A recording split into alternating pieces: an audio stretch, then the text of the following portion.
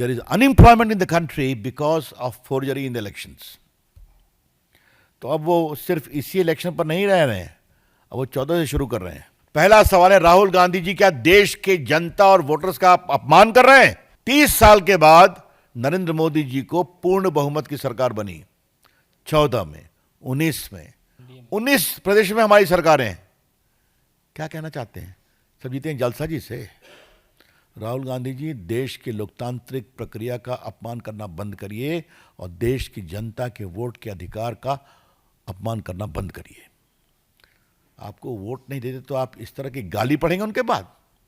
इसके पीछे की सोच क्या है? सोच स्पष्ट है मित्रों.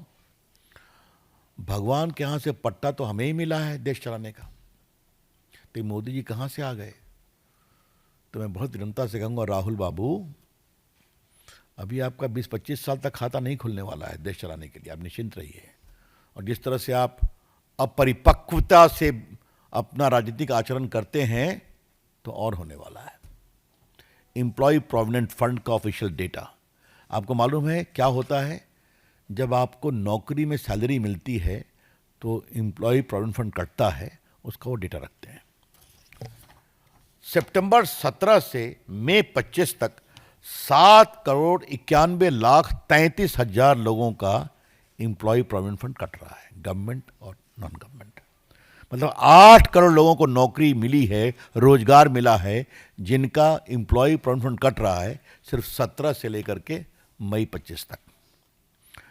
और हमारे मित्रवन मानसुख मांडविया का तो स्टेटमेंट ही है कि 10 करोड़ लोगों को नौकरी मिली है.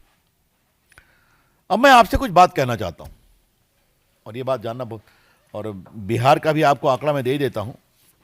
बिहार में आप जान लीजिए कि सरकारी क्षेत्र में नौकरी दी गई है 10 लाख. ठीक है, उपलब्धि 10 लाख, बाकायदे प्रेस पब्लिक स्टेटमेंट है, कोई कांग्रेस पार्टी ने उसका विरोध नहीं किया. और रोजगार के अवसर दिए गए हैं, 10 लाख का लक्ष्य था, 39 लाख लोगों को दिया गया है. देश में भी करोड़ों में है. लेकिन थोड़ा मैं इसको विस्तारित करना चाहता हूं. अगर इतना नेशनल हाईवे बना है तो रोजगार के अवसर बने हैं कि नहीं बने? अगर गांव-गांव में बिजली पहुंची है तो रोजगार के अवसर बने हैं कि नहीं बने हैं? अगर आज भारत दुनिया में ऑटोमोबाइल इंडस्ट्री का सेकंड बिगेस्ट मैन्युफैक्चरर है तो रोजगार के अवसर बने हैं कि नहीं बने हैं? अगर भारत आज मोबाइल मैन्युफैक्चरिंग में दुनिया का सेकंड सबसे बड़ा मैन्युफैक्चरर बन गया है, क्योंकि पूर्व आईटी मंत्री, इलेक्ट्रॉनिक्स मंत्री के रूप में मैंने उसको देखा है कि चीन से लगभग 16 यूनिट्स एप्पल की हिंदुस्तान में ले आए थे. और आपने देखा होगा 1 लाख करोड़ का एप्पल इंडिया का अमेरिका भेजा गया टू सेव द ड्यूटी. याद है ना आपको? तो उसमें नौकरी मिली है कि नहीं? लगभग 14 लाख लोगों को, 11 से 14 लाख लोगों को. ये मैं कुछ एग्जाम्पल दे रहा हूं. भारत में आज डिफेंस मैन्युफैक्चरिंग हो रही है कि नहीं हो रही है? तो उसमें रोजगार के अवसर बनते हैं ना. तो राहुल गांधी के बारे में मेरा बड़ा सुनिश्चित मत ऑलवेज है कि होमवर्क नहीं करते. कोई चिट दे देता है तो पढ़ने लगते हैं. हमने ये कभी नहीं कहा कि सबको रोजगार मिल गया है, लेकिन देश अपनी आर्थिक प्रगति से रोजगार के रास्ते पर बढ़ चुका है. ये हमने आपको एग्जाम्पल दिया है, और आगे और दिया जाए. Startup India, stand up India, ये जो पूरे गरीबों के लिए इतनी योजनाएं चल रही हैं, विश्वकर्मा योजना, और कौन वो योजना है जी, एक और योजना जो है गरीबों के लिए, मुद्रा योजना, जो फुटपाथ के लोगों को दी गई, बड़ी फेमस स्वनिधि योजना. ये सब चीजें तो